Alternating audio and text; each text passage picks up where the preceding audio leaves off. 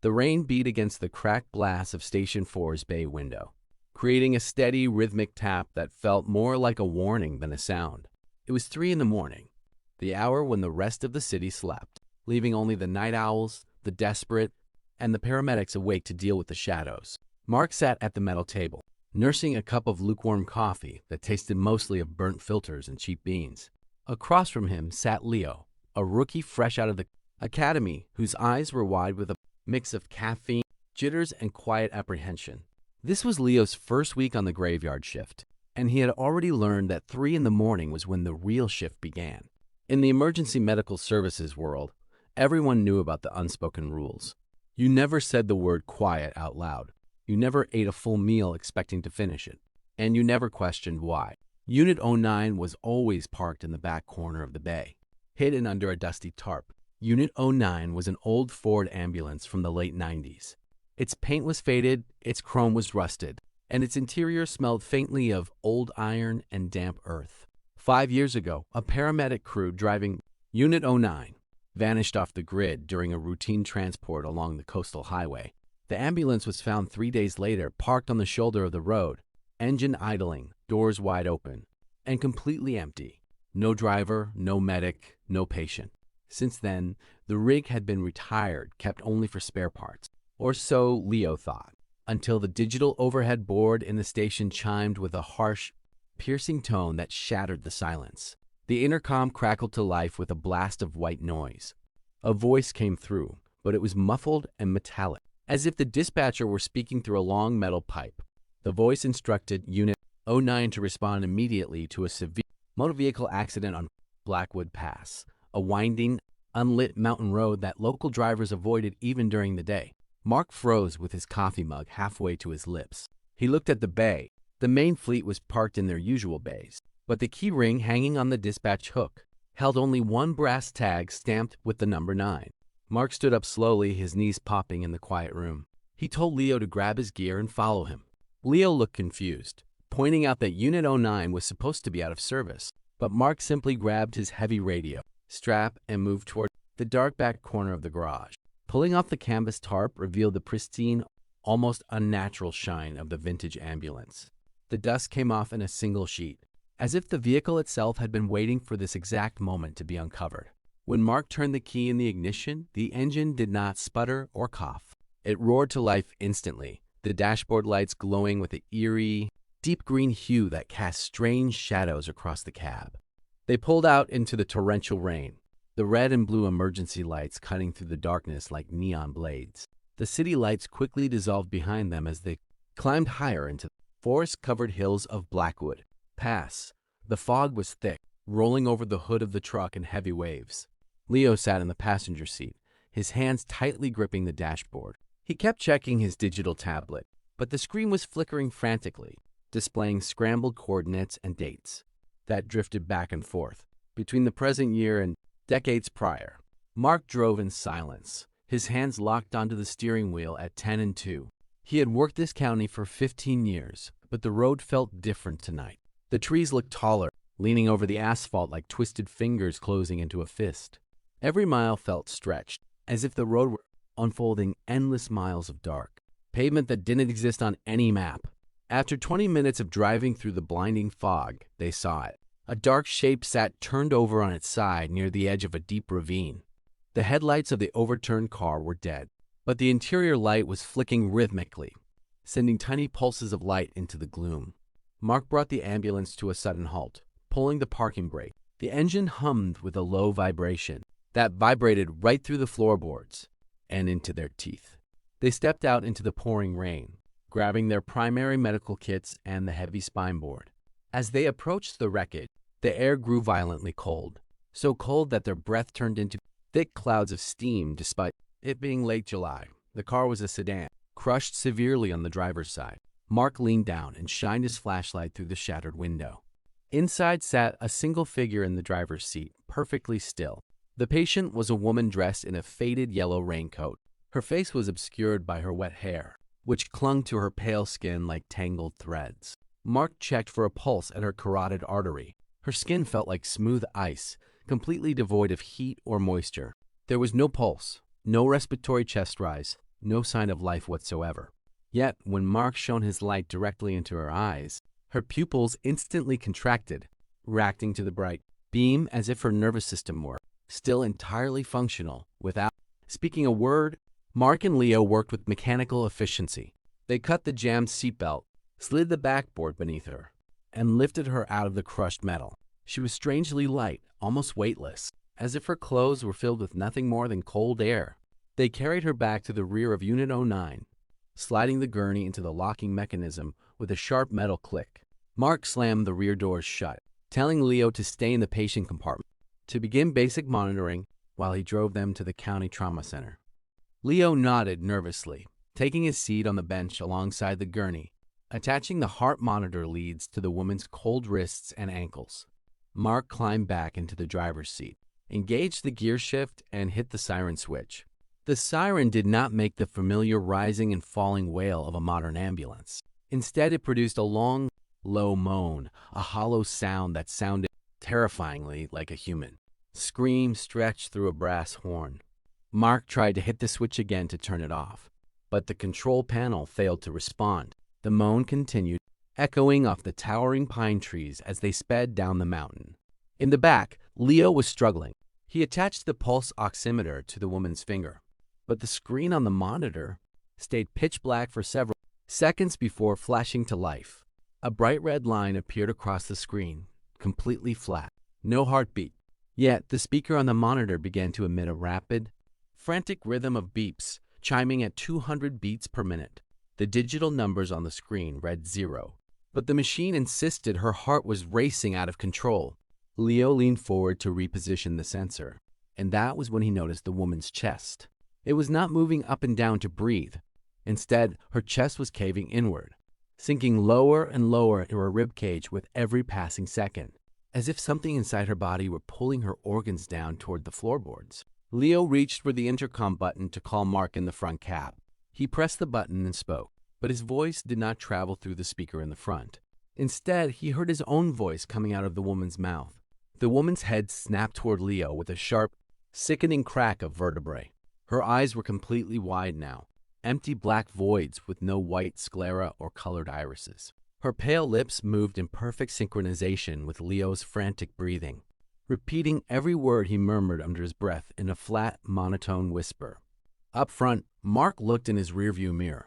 The small glass window that connected the front cabin to the back was covered in a thick layer of white frost.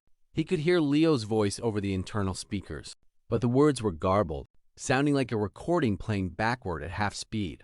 Mark pressed down harder on the accelerator pedal. The speedometer needle passed 80, then 90 miles per hour. But when he looked out the windshield, the surroundings were not changing. The exact same bent oak tree, the exact same rusted guardrail, and the exact same jagged rock face passed by the window every 5 seconds in an infinite, looping nightmare. Mark reached down and picked up the main radio microphone, pressing the push-to-talk button to broadcast an emergency signal to county dispatch. All he received in return was static, followed by a quiet, rhythmic sound that sounded like someone breathing directly into a microphone on the other end of the line. Then a voice spoke through the radio speaker. It was Mark's own voice, clear as day, recording a call for help that he had never made. The recorded voice on the radio was screaming, begging for someone to open the doors from the outside, yelling that the road had vanished and the ambulance was filled with water. Mark let go of the microphone as if it had burned his hand. It clattered to the floorboards, continuing to broadcast his own panicked voice, crying out in agony. From the back compartment, a loud thud echoed against the metal divider wall separating the cab from the back. Then came another thud, harder this time, denting the aluminum partition outward toward Mark's head. Mark slammed his foot onto the brake pedal with all his weight. The tires locked up, screeching against the wet pavement, sending the heavy vehicle into a violent tailspin. The world outside the windows blurred into a chaotic mix of black, trees and flashing red light until the vehicle finally slammed sideways into a high dirt embankment, coming to a dead stop. The sudden impact turned off the lights in the cab. The engine cut out, leaving only the hiss of steam rising from the crushed radiator grill. The silence that followed was absolute, terrifyingly deep and suffocating. Mark pulled himself up, his head throbbing from where it had struck the side window. He reached for his heavy flashlight, clicking the switch on. The light flickered once, twice, before casting a solid yellow beam across the cab. He turned around and faced the small sliding glass partition that looked into the back. The glass was entirely covered in red smudges, as if someone had dragged wet hands across it from the inside. Mark unbuckled his seatbelt, opened his driver's side door, and stepped out into the freezing mud. The rain had completely stopped. In fact, there was no wind, no sound of crickets, no rustling of leaves. The air smelled of burnt rubber, ozone, and old copper. He walked slowly around the side of the truck toward the double doors at the back. His boots sank deep into the soil with heavy, wet squelches. He raised his flashlight in his left hand and reached out with his right, grabbing the cold metal handle of the rear door. The handle felt freezing, almost biting into his bare skin through his grip. He twisted the handle down and pulled. The heavy doors swung open with a slow, agonizing creak. The interior of the patient compartment was illuminated only by the faint glow of the flashlight. The medical supplies were scattered everywhere. Bandages, saline bags, and plastic tubing covered the floorboards. The gurney in the center of the room was completely empty, the straps left neatly buckled together as if no one had ever lain there. Leo was sitting in the corner bench, his knees pulled tightly up to his chest, his head buried deep in his arms. He was shaking violently, his breath coming in fast, shallow gasps that hissed through his teeth. Mark stepped up into the doorway, grabbing the frame to balance himself. He called Leo's name, his voice trembling despite his best efforts to stay calm. He asked the rookie where the woman went, where the patient had gone. Leo slowly lifted his head. His eyes were wide, bloodshot, and completely unblinking. He looked directly at Mark, but his eyes did not focus on Mark's face. Instead, he stared at the space directly behind Mark's shoulder, out into the pitch-black darkness of the empty highway. Leo opened his mouth to speak, but no sound came out of his throat. Instead, the small heart rate monitor mounted on the wall behind him suddenly flared back to life.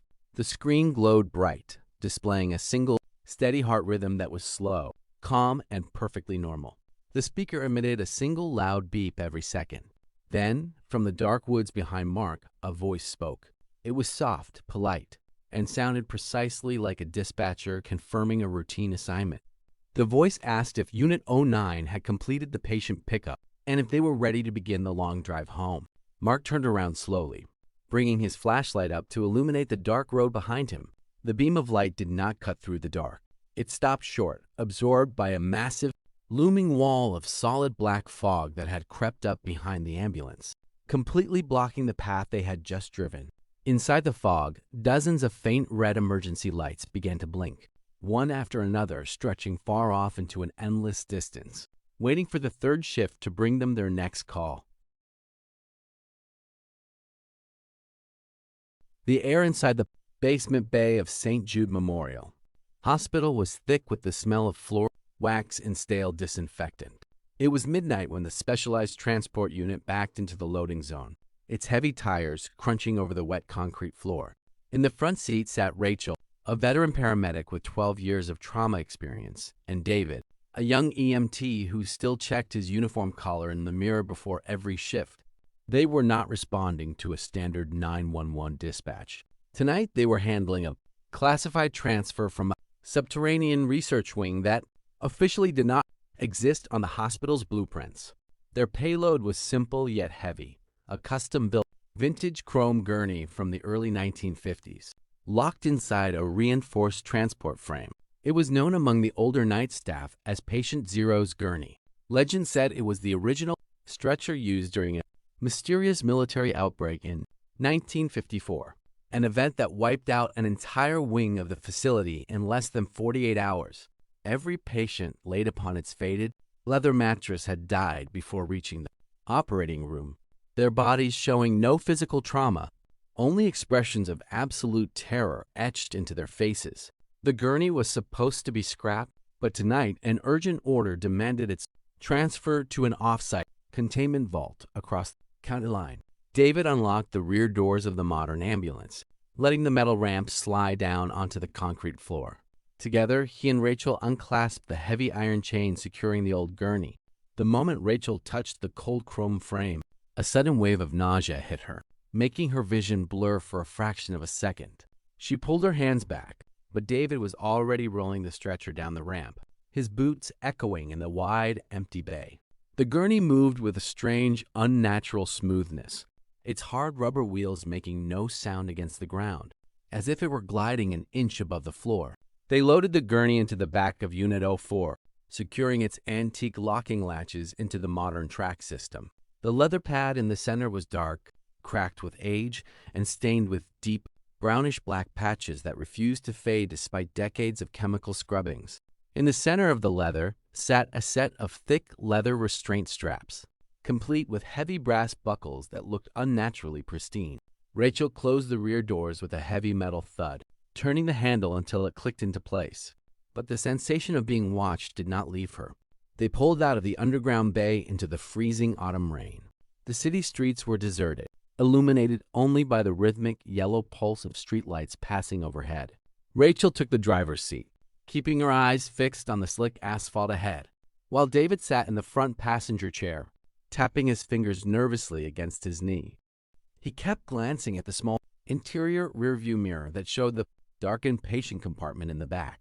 The back of the ambulance was empty except for the lone, silent gurney sitting in the center of the room. 10 minutes into the drive, as they crossed into the unlit stretches of the old industrial district, the temperature inside the cab began to drop rapidly. The heater was blasting hot air at maximum capacity, yet David could see his own breath forming, thick white clouds in the dim dashboard light. He reached over to adjust the climate controls, but as his fingers brushed the dial, the radio speakers gave off a sharp, high-pitched screech of static. It was not the sound of a bad signal. It was a rhythmic, pulsing noise that sounded like a slow, shallow breath drawn through a wet tube. David turned his head toward the back cabin, staring through the small glass viewing window. In the dim red glow of the interior emergency light, he saw that the leather restraint straps on the gurney were no longer hanging loose. They were pulled taut, stretched tight across the empty mattress, as if an invisible weight were pressing down on the leather. The center of the old pad was distinctly depressed, sinking down 3 or 4 inches under the pressure of a human-sized form that simply was not there. David called out to Rachel, his voice cracking with sudden panic. Rachel looked in her side mirror, then at the center display. She told him it was just the vibration of the road working the old leather loose. But her own knuckles turned white as she tightened her grip on the steering wheel. She pressed down on the accelerator, wanting nothing more than to reach the containment facility and unload the ancient piece of metal. The engine roared, but the speedometer needle stayed locked at 35 miles per hour, refusing to climb no matter how hard she pushed the pedal. A sudden, sharp metallic click echoed from the back of the truck. David jumped in his seat. Through the glass, he watched the top brass buckle of the gurney's chest restraint unlatch itself and hit the floorboards with a heavy clatter. Then came a second click, followed by a third. One by one, the heavy straps were being undone from the inside, falling away as if someone were sitting up on the gurney. The air in the cab grew so cold that thin layers of frost began to form along the interior edge of the windshield, creeping inward like tiny icy fingers. Rachel slammed her foot on the brake pedal, bringing the heavy vehicle to a skidding halt in the middle of an abandoned 2-lane road, flanked by overgrown marshland. The rain lashed against the windshield in violent sheets. She told David to stay in the cab while she went to check the rear locks. Grabbing her heavy steel flashlight from the door pocket, she stepped out into the storm, the icy rain soaking through her uniform jacket in seconds, and walked around the side of the truck to the rear double doors. When she grabbed the outer handle, the metal was so intensely cold that it stuck to her skin. She pulled the door open, shining her flashlight into the dark interior. The gurney was sitting in its locks, but the leather pad was no longer empty. A deep, wet impression covered the entire surface, and from the foot of the stretcher to the rear doors ran a set of bare, wet footprints pressed into the dust of the floorboards. The footprints did not lead outside. They led directly toward the narrow space behind the driver's seat. Rachel's heart pounded against her ribs like a trapped bird. She called out David's name, stepping up into the patient compartment. The air inside smelled overpowering now, filled with the stench of stagnant river water, old blood, and ozone. She pointed her flashlight toward the front of the compartment. David was sitting in the passenger seat, his back turned to her, staring straight ahead through the front windshield. He was completely motionless, his head tilted at an odd, unnatural angle toward his left shoulder. Rachel reached out a trembling hand and touched David's shoulder. His body was ice cold, rigid as stone. When she pulled him back slightly, his face came into the beam of her flashlight. His eyes were wide open, his pupils fully dilated, staring at nothing with a look of sheer, unadulterated horror. His mouth was stretched wide open in a silent scream, but no breath was leaving his lungs. On his chest, pressed firmly through his uniform shirt, were two deep, dark bruises shaped like the palms of human hands, as if someone had held him down against his seat with immense force. Panicking, Rachel backed out of the rear doors, slipping on the wet asphalt and landing hard on her hands and knees in the muddy slush. She scrambled back up, her lungs burning, and ran toward the driver's side door. She pulled it open, slid into the seat next to David's frozen form, and slammed the door shut. She grabbed the key, cranking the ignition over and over again, but the engine only spluttered and died, the battery draining rapidly until the dashboard lights flickered out entirely, plunging the cab into complete darkness. The only light left came from the faint glow of the distant street lamps through the heavy rain. Rachel sat in the dark, her heart hammering in her ears, holding her breath to listen. From the rear compartment, she heard the distinct, rhythmic sound of heavy rubber wheels turning. The gurney was moving.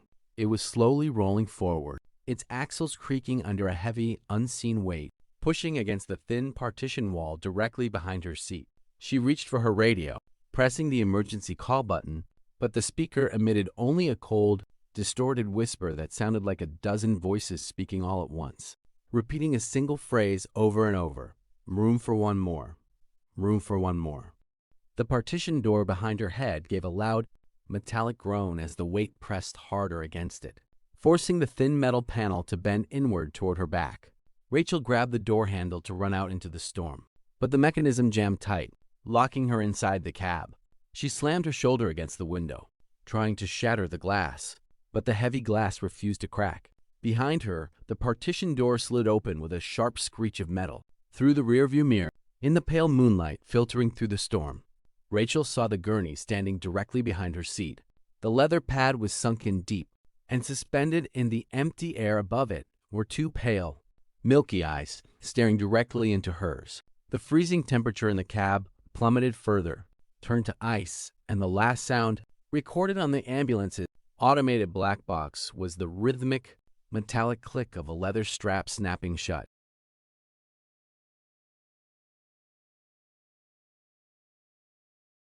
The heavy fog rolled off the harbor in thick gray waves, swallowing the coastal highway whole within minutes. It was past midnight on Route 9, a desolate stretch of two-lane asphalt that carved through the ragged cliffs of the northern bay. Drive along this coast long enough at night, and the salt spray from the ocean below blends with the smog, creating a blinding, milky wall that makes headlight beams scatter into useless halos of light.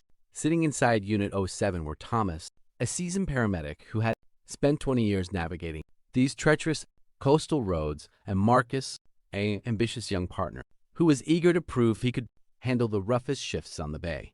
The dispatch call had come through 20 minutes prior as a brief, crackling transmission about an overturned vehicle near the old lighthouse turn, an infamous horseshoe curve where dozens of drivers had met their end over the decades.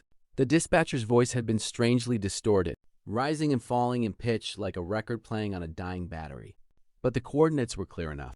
As Thomas steered the heavy ambulance through the creeping fog, the vehicle felt less like a truck and more like a ship lost at sea. Surrounded on all sides by an impenetrable gray void that pressed hard against the windshield, Marcus sat in the passenger seat with his eyes glued to the side window, trying to spot the rusted guardrails that marked the edge of the cliff. Every few seconds, the high-pitched wail of their siren echoed off the hidden rock walls, but the sound didn't travel the way it was supposed to.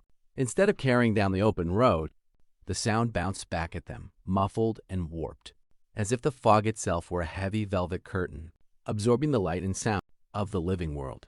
Marcus adjusted his seat, muttering about how strange the acoustics felt tonight, but Thomas just kept his eyes fixed on the dim patch of asphalt directly in front of their bumper. As they rounded the sharp bend of the old lighthouse turn, the siren suddenly cut out completely. It wasn't a slow fade. nor was it the sound of a blown fuse. The electronic control box on the center console simply went dark, its red indicator lights extinguishing instantly. At the exact same moment, the bright LED headlights flickered and dimmed to a faint, sickly orange wire glow barely illuminating 3 feet ahead. Thomas tapped the brake pedal, bringing the ambulance to a crawl, his hands gripping the leather steering wheel so tightly his knuckles turned white. Through the heavy mist ahead, a pair of lights appeared. They were not modern halogen or LED lamps, but 2 dull, circular amber glows sitting low to the ground. A split second later, the sound of a siren tore through the quiet night air. It was not their siren, nor was it any model currently used by the county or state police. It was an ancient mechanical siren, a hand-cranked iron horn that rose in a slow, agonizing groan, vibrating the very metal of Unit 07's floorboards. The sound was so loud, so raw and sharp, that Marcus slammed his hands over his ears, wincing from the sudden sheer pressure in his eardrums. Out of the wall of fog emerged the shape of another ambulance. It was a massive, vintage Cadillac ambulance from the late 1960s, painted in a faded, chipping shade of off-white with a faded red cross painted on its long side panel. Its chrome bumper was bent inward, caked in dark rust and dried sea kelp, and its single roof light rotated slowly, casting a blood-red pulse across the misty night air.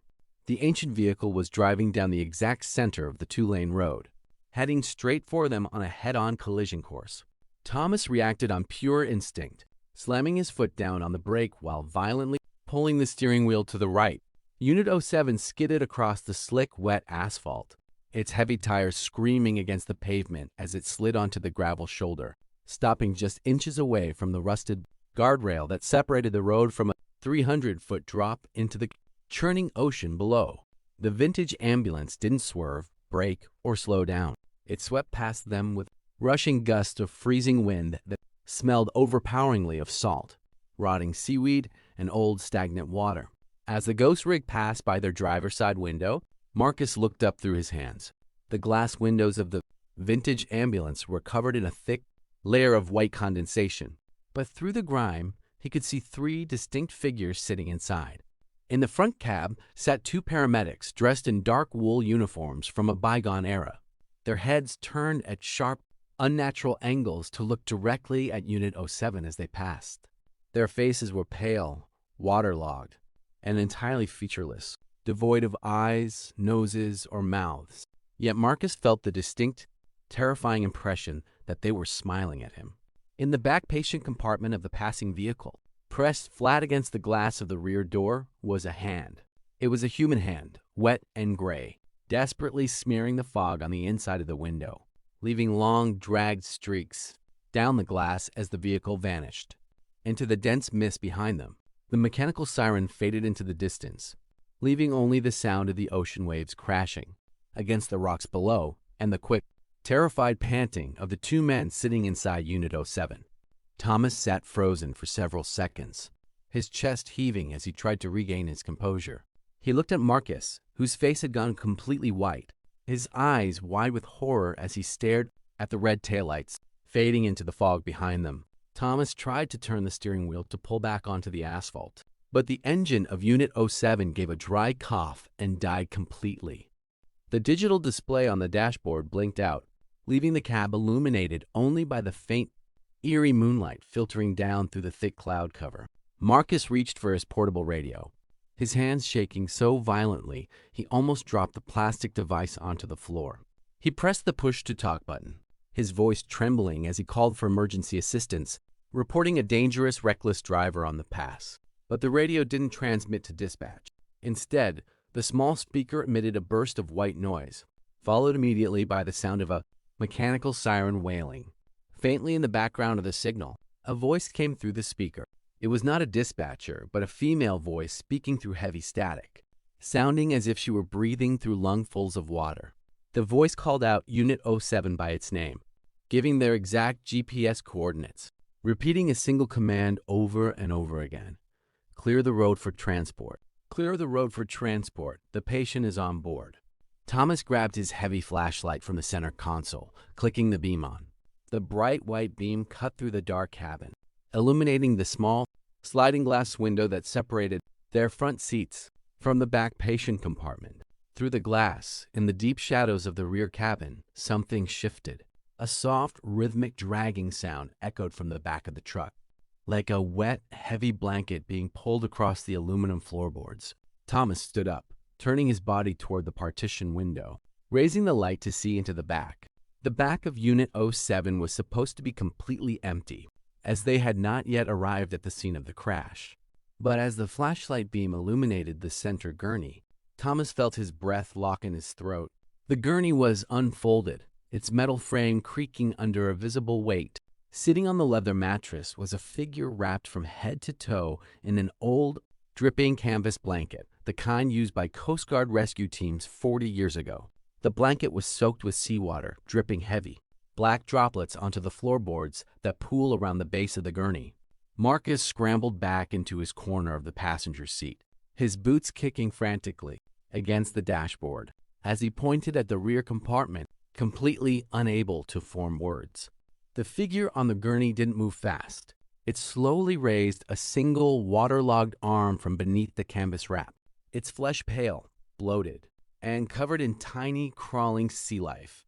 The hand reached out toward the sliding glass partition, its wet fingers tapping 3 times against the glass with a sharp, hollow sound that echoed like a hammer hitting a coffin lid. At that exact moment, the siren outside began to wail again. It wasn't coming from the road behind them or the road ahead. It was coming from directly above them, echoing down from the fog-drenched sky like a chorus of screaming voices rising from the sea. The temperature inside the cab plummeted below freezing in a matter of seconds.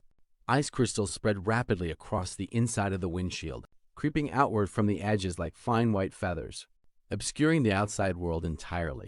Thomas grabbed the mechanical door handle on the driver's side, desperate to escape into the night air, but the door was sealed shut, frozen solid within its frame, as if welded into place by the unnatural cold. Through the frozen windshield, 2 bright amber lights began to grow brighter and larger, illuminating the ice crystals on the glass with a sickly yellow hue.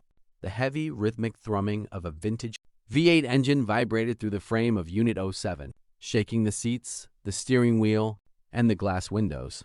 The ghost ambulance had turned around in the narrow road and was coming back for them, its mechanical horn wailing at full volume, screaming through the dark fog like a predator closing in on its trapped prey. Marcus wrapped his arms around his head, screaming as the sound of the approaching engine grew deafeningly loud, the amber light blinding them through the frozen glass. Thomas stared straight ahead, his light illuminating the reflection of his own terrified face in the icy windshield, mixed with the reflection of the pale, wet hand pressing against the partition glass directly behind his left ear. The impact never came. Instead of the crunch of tearing metal and shattering glass, there was a sudden, violent wave of freezing salt water that washed over the entire roof and sides of Unit 07. The truck rocked violently side to side, its tires lifting off the gravel shoulder for a terrifying fraction of a second, as if caught in the crest of a massive, roaring ocean wave. The sound of the rushing water was deafening, filling the cab with a deep, crushing pressure that popped their ears and stole the air from their lungs. Then, as suddenly as it had begun, the movement stopped. The rushing water vanished, the wailing siren cut out, and the crushing pressure dissolved into thin air. The engine of Unit 07 spluttered back to life with a quiet hum. The digital dashboard lights flickered on, returning to their normal blue glow, displaying the time as 1:15 midnight. The air in the cab warmed up instantly, melting the thin layer of ice on the windshield into streaming droplets of clear rain. The headlights flared back to full brightness, casting 2 sharp, clean beams of light down the open, empty asphalt of Route 9. Thomas, sitting trembling in the driver's seat, his breathing fast and ragged as he looked around the cab. The rear partition glass was completely clean and dry, showing an empty, normal patient compartment in the back. The gurney was locked neatly in its track, dry and untouched. Beside him, Marcus slowly lowered his hands from his head, looking out the front windshield in utter disbelief. The fog was gone, replaced by a light, gentle coastal rain that washed over the clean road ahead. Thomas put his hands on the wheel, his fingers shaking, as he put the ambulance into gear and pulled back onto the asphalt. Neither man spoke a word. They drove 3 miles down the road until they reached the old lighthouse turn. There, parked safely on the shoulder of the road, was a modern sedan with a flat tire. its driver standing by the guardrail, waving a flashlight for help, entirely unharmed and waiting for the paramedics to arrive. As Thomas pulled up beside the car and parked, he looked down at the center console radio. The indicator light was blinking red, indicating an incoming signal. He slowly reached out and pressed the receiver button. A clear, crisp voice from County Dispatch came through the speaker, asking Unit 07 if they had arrived at the location of the call.